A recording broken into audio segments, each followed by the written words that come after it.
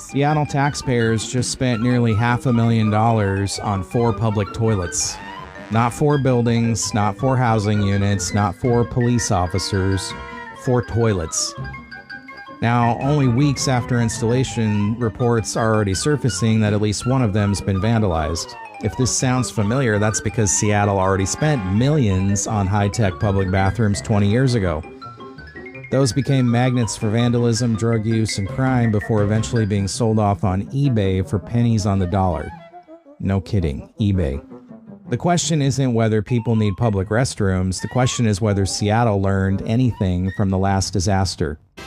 From Seattle to Los Angeles, this is Left Coast News. No apologies, just the truth. Welcome back to Left Coast News. If you've lived in Washington for any length of time, you've probably noticed a pattern. Government identifies a legitimate problem, officials roll out an expensive pilot project, taxpayers are assured this time will be different, and the project costs more than expected, problems emerge almost immediately, then everyone acts shocked. Today, we're talking about Seattle's newest experiment, a $465,000 contract for 4 solar-powered smart toilets being installed ahead of the 2026 World Cup. And already people are asking whether history is repeating itself. In May, Seattle announced the deployment of 4 solar-powered restroom units in Pioneer Square and SoDo. The city entered into a 1-year contract worth approximately $465,000. Do the math. That's more than $116,000 per toilet for 1 year. Now, city officials will correctly point out they're not buying 4 portable toilets. The contract includes maintenance, cleaning, servicing, waste removal, monitoring, repairs, and operation. Fair enough. But taxpayers don't hear maintenance contract. They hear nearly $500,000 on 4 bathrooms. And frankly, that's understandable. To be fair, there is a real issue here. Seattle has struggled with public restroom access for years. Businesses often become de facto public restrooms, tourists struggle to find facilities, and the city expects a significant increase in visitors during the upcoming FIFA World Cup. Nobody seriously argues that public bathrooms aren't needed. People need restrooms. Visitors need restrooms. Large public events require infrastructure. The disagreement is over how government chooses to solve the problem. The smart toilet solution. The company behind the unit says these aren't ordinary portable toilets. Users must unlock them using a smartphone app or QR code or text message or break a window.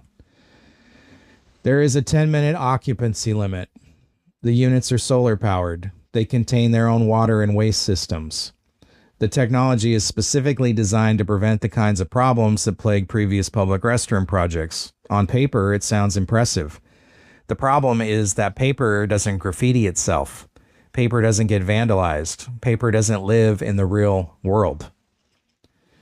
The flashback everyone remembers. Longtime Seattle residents immediately remembered what happened the last time city leaders tried something similar. Back in 2004, Seattle purchased 5 high-tech automated public toilets. The investment cost taxpayers approximately $5 million. Officials promised innovation. Officials promised efficiency. Officials promised modernization. What followed was exactly the opposite.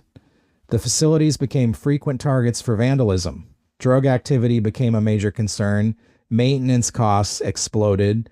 Public complaints mounted. Eventually, the city abandoned the program and sold all 5 units on eBay.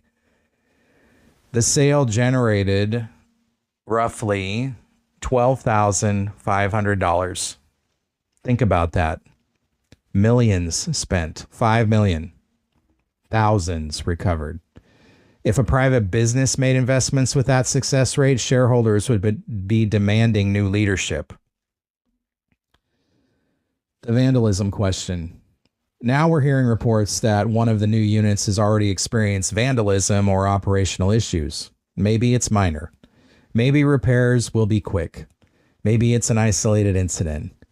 But it's also exactly the kind of headline critics predicted.